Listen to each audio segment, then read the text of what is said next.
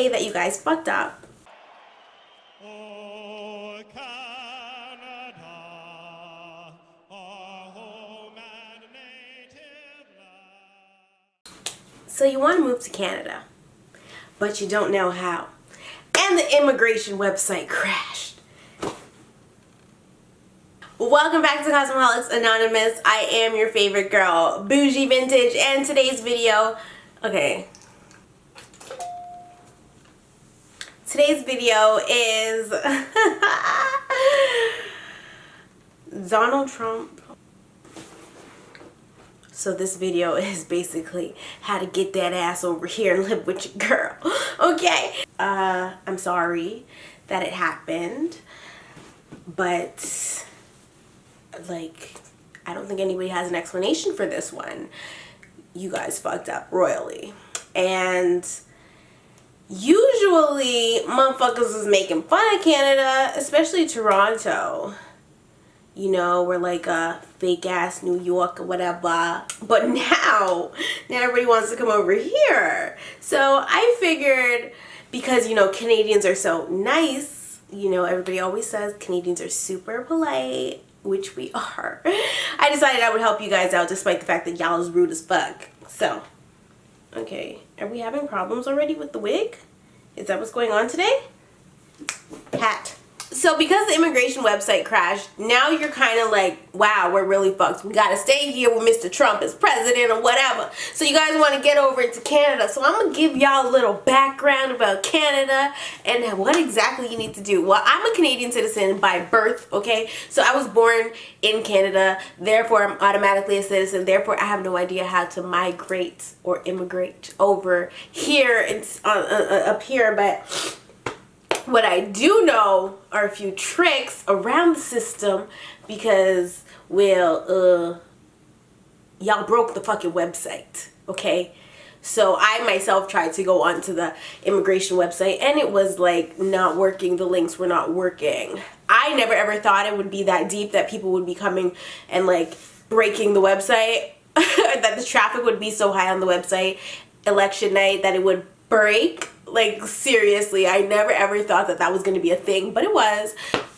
Let's get you guys over here as quick as possible. So the first thing that you can do instead of going on the website first would definitely be to find you a lover, okay? You're going to hop on plentyoffish.com or one of them dating sites, Christian Mingle, girl, it don't matter, boy, it don't matter, okay? Hop on one of them websites, put your location to Toronto or Nunavut, okay, or Manitoba or Saskatchewan. You might want to migrate to the empty places. Like Saskatchewan is emptier than a motherfucker. Ain't nobody over there. It's not lit, okay? So you can put your location to one of those places and then look for a lover in that area, and then you meet that lover and then you can automatically come into the country. Now, once you do this, then you can decide, or then you can go ahead and get your papers right, okay? Then you can, once the website's back up and stuff, then you can see about living here, because you can actually be in Canada or the US for 6 months at a time without papers. 6 months is a long fucking time. So if you get here and you're within the 6 months and you have a job and stuff, if you get here within the 6 months and you meet somebody and they're willing to employ you, you can get a letter from the employer to make you stay longer. That way you can get a work visa and rate-tay-tay-tay. But if you find somebody that you're going to marry, I mean, it's better for you. I know a couple people that have done that, literally, not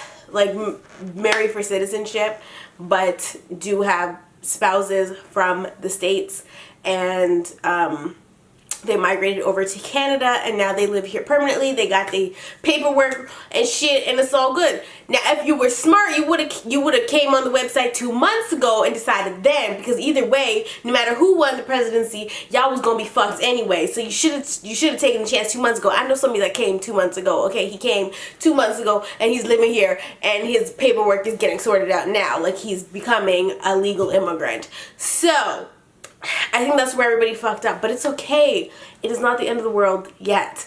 and there is still hope for all. In order to become a Canadian citizen, you must be 18 years of age or older. So if you're under 18, you're kind of shit out of luck. Now, your parents can bring you over and like start the process, but it's gonna take a long time before you can actually get your citizenship. I don't know how the citizenship test works because I didn't have to take it, but I can tell you this: if I were to take it, I would fail it because I don't know anything about anything. Like, no Canadian citizen can pass that test because the questions that are on the test are like, I don't even know.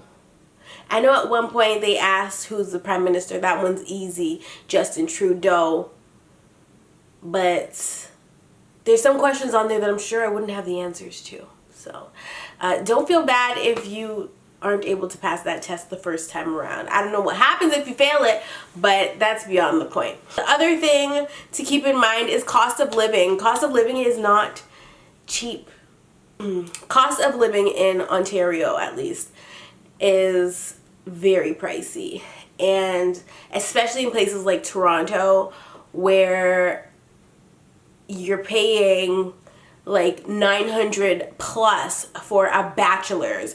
Who the fuck is paying $900 for a bachelor apartment? Like, that is ridiculous. You don't even have your own look. Like, no. The kitchen is in the living room and the living room is the bedroom. Bachelor apartments are whack, but they are expensive. And depending on area, of course, the price goes up and down.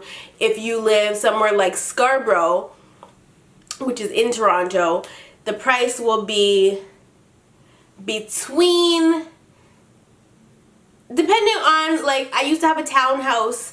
It was a co-op, but it was not government owned. It was a privately owned co-op across from government housing. And it was $875. $875, is that right? Some places will work based on your income, but that co-op, it was a 2-bedroom for $880, which is extremely good. But that was just because and that co-op had a long fucking waiting list. My mom got on it in like 2001, and so the minute they called her and told her that that there was an opening, she brought us and we went there. And then I lived there for like 13 years. I lived in 2 separate houses on that same street. And so that's how I automatically got into the co-op, because I was living there since I was like 9. So there's places like that that are really good for the price, and places that will work with your income. And then there's other places that are government owned. Like, there's a lot of bitches in Toronto that are only paying $85 rent for like 2-bedroom apartments because they said their baby daddy done beat them up. If you are a single mother, you're likely to get a good place for a good price in the hood. And the hood's not too bad. It's not like Chicago or anything like that where you're, you know, there's certain places you're afraid to drive and stuff. It's not like that kind of hood. There is a little bit of crime, I ain't gonna lie, but it's not extreme to the point where everybody has a gun and it's scary to go outside. It's not a war zone. So there's that. You can always live there. There is government housing, but again, there is a waiting list for government housing. It's different than the waiting list for the other co-op, but I don't really know the pricing for those places. Usually it's based off your income too. So if you only make like $500 every 2 weeks, they're gonna base your rent off of that, and you have to report your income and stuff like that, because that's just how it works. If you want to get a place downtown Toronto, which is where the nicer places are, they may be nicer and more modern, but they are also more expensive, and so that's when the price will go up.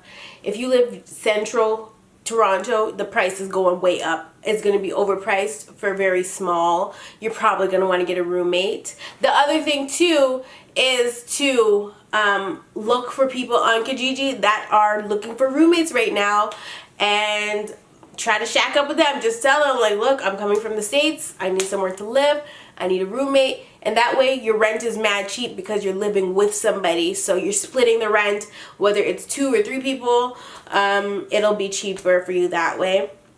So that's always a good idea. The other idea is to offer somebody some cash to get married. Nobody wants to do that. It's really not that serious. Or is it? I don't know. But I feel like everybody's kind of jumping the gun here. We don't know what's... Oh, Jesus. My light started flickering. It's scaring the shit out of me. We don't really know what's going to happen with Trump being president. So I don't think anybody should be jumping the gun this fast that we're breaking the internet. Like, no. Obviously, everybody's worried. It's kind of crazy that everybody's worried, and I think we all have valid reason to be worried because of the whole election process. The campaigns were ridiculous, but like everybody was acting like it was only 2 motherfuckers to choose from. Motherfuckers, there was 4 people y'all could have voted for, but y'all was talking about the lesser of 2 evils. No, y'all should have voted for Jill, because Jill seemed chill, so y'all should have voted for Jill, but you didn't, okay? And now you're trying to come to Canada. Now, I have a 2-bedroom house, okay?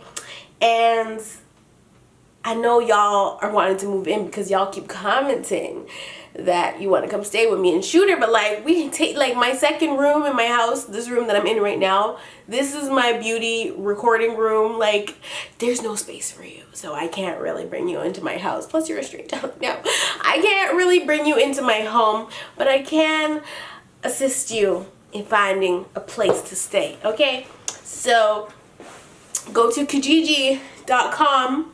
I mean, you could always just live here illegally. It's not as bad. Like, ain't nobody bugging you, okay? You could live here illegally. I'm not suggesting that, I'm just saying. You could just come on over, whatever money you have, get an under-the-table job, and then sort out the immigration stuff later. Like, get here first and figure it out. I mean, when I moved from Toronto to Ottawa, that's what I did. I came here and figured the shit out after the fact. I didn't know where the fuck I was going to stay when I got here. I just knew I was going to get here, and I did. And now I'm good. Sometimes you just got to take a risk, and so I took a risk by moving. But, like, it's different when you're moving from city to city rather than from country to country. Like, that's crazy. So, the first step is to obviously choose what province you want to live in. I live in Ontario. Ontario is one of the better provinces, I would say. It has its city parts, it has its country, kind of, not country how you guys would picture it, but like it has its city parts, it has its country parts, and not country but rural. It has rural areas. I prefer the city. I'm obviously a city girl, but you don't need to live in the city when the internet delivers, okay? You can order stuff online, so you don't really need to live in the city. You could get a change, make a change, live somewhere else instead. Oh, that light finally blew. What a shame. I don't even know how to change those. What the fuck? Anyway, so yeah, like I was saying, cost of living is not cheap. If you can barely afford where you're living right now, the last place you want to go is west. Do not go west. Stay east and central on Canada, because west is expensive as fuck. Okay, if you want to move to Vancouver, British Columbia, or Edmonton, Alberta, or what's the other place in Alberta? Edmonton, Calgary, Alberta. Like, them motherfuckers over there is expensive as shit. You do not want to go over there. People from California might like Vancouver because it is warmer. Like, if you are coming from a warm state and you don't want to be cold in the wintertime, because bitch, it gets cold, then you might want to go west. But if you don't have the money to go west, then your best bet is to be either in somewhere like Saskatchewan or Nunavut, where it's nice and the costs are low because it's still developing. And in Ontario, it is pretty expensive to live here, but it's not too bad. I mean, you can get good deals. I think my place is pretty expensive, but I'm like, it's whatever. But where I was living before, it was only like $7 $780, I think.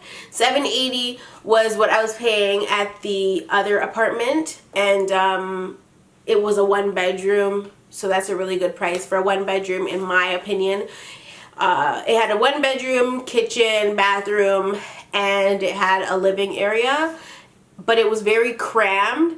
So that's why we moved in the first place, because I needed more space. I needed a second bedroom, and so $780 is good. So if you're looking in Ottawa, move to Vanier, move to Gatineau. If you move to Quebec, Quebec laws are different, okay, than Ontario laws.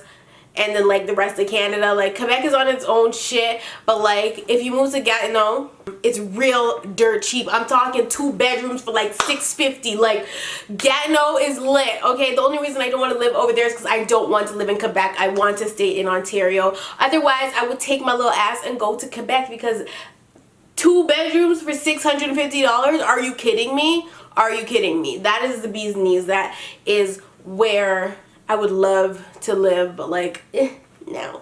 I just can't. I can't do the whole Quebec thing. I really just can't. Yeah. I was going to download a PDF version of the immigration papers or the immigration application. I actually found another website that you might be able to use, so I'm gonna link it in the description box below so y'all can try to start like getting your paper shit done. That's not the actual GOV website, but I'm gonna link that in the description box below for y'all so you can check that out. It's gonna ask you a series of questions and get the ball rolling on your immigration. Other than that, the official website for it is broken, so you're kind of shit out of luck there. But I mean, you could always hop on Plenty of Fish or a dating website, get a sugar daddy. I'm just saying, okay, and see if somebody can help you get your little booty over here to Canada. But in my personal opinion, if I were one of y'all and I was trying to get somewhere, I would go and figure things out later. But that's just me, because I'm a little crazy and I do things based on impulse. So when I was moving to Ottawa from Toronto, it was an impulse thing. Like somebody suggested it to me because I was looking for an apartment in Toronto, and I met somebody from Ottawa that moved to Toronto, and she suggested it to me, and so I said, okay. So I started looking at the apartments, and I was like, oh well shit, I like it over there, so let me go over there and check it out. So what I did was, me and Shooter hopped on a Greyhound, came to Ottawa, and stayed in a hotel and went to go see apartments while we were here, because that's a smart thing to do. I get, like, if you're gonna do things based on impulse, at least like try to like make it a plan. So we hopped on the Greyhound, we came here, we stayed in a hotel for an entire weekend, and we went to go see apartments as we were here. And so we probably looked at about 5 apartments while we were here. I don't think we settled on any of them. We didn't end up getting any of those apartments, but at least we came to see if, you know, seeing it on KIJIJI is one thing, seeing it in person is totally different. So that's what we did, and so that's my suggestion to you. If you are going to move here, just fly over, drive over, wherever you are. Like if you're in Pennsylvania, 3-hour drive, go to Toronto. New York, depending on where you are in New York, if you're in Buffalo, 1-hour drive. Syracuse, 1-2-hour drive. If you're in the city, honey, that's like 10 hours. Is the worst drive ever. But I mean, if you're trying to get out, then you might as well. But like the border's probably really congested, so it's probably better to fly. But yeah, I would suggest to fly over, seek apartments, and then deal with the paperwork later, because you got an excuse as to why you don't have your paperwork. Say the website crashed, and that's it. Like, at least you have a little bit of excuse. And don't, trust me, nobody's gonna be looking for that ass, okay? You can be here 6 months without having any paperwork, okay? So if I wanted to go stay in the States for 6 months, then I could do that.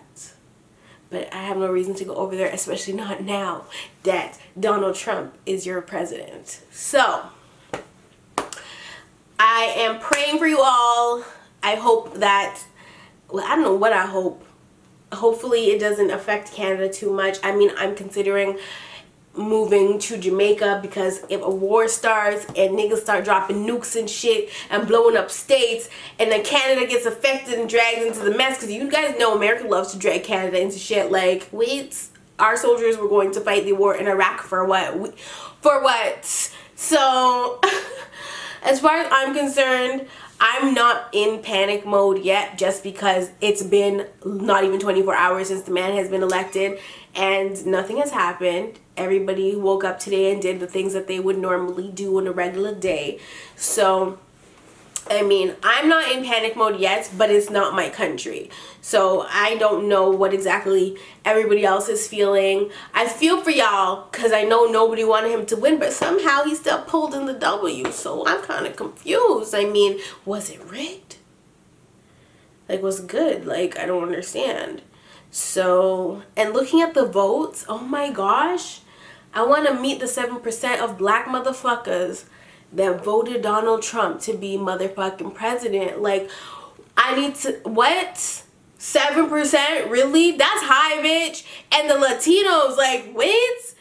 Oh, I think it was 40% altogether, men and women.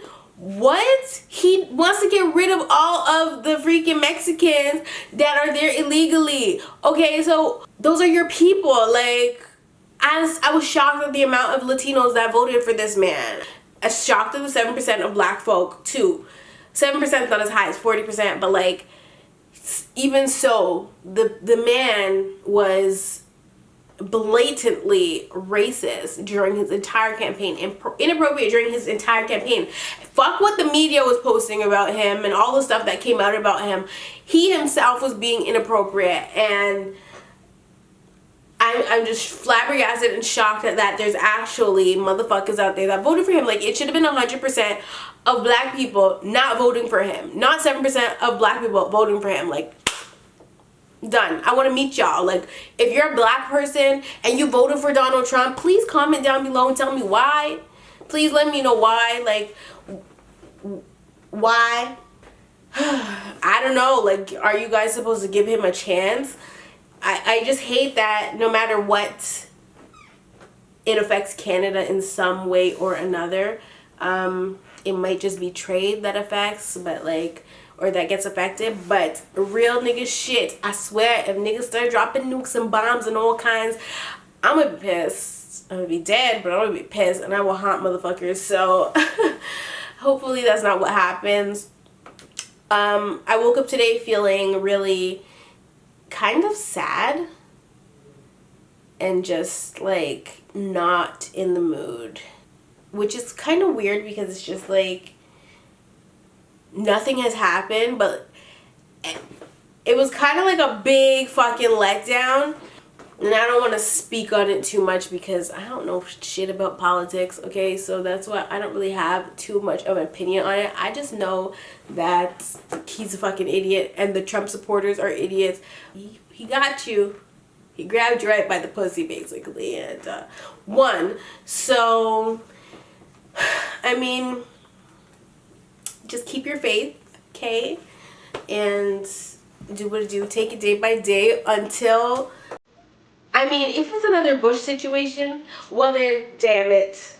Okay, then damn, we're fucked. Everybody's fucked, okay? If it's another Bush situation, then I don't know. I don't want anybody to feel discouraged or down about this.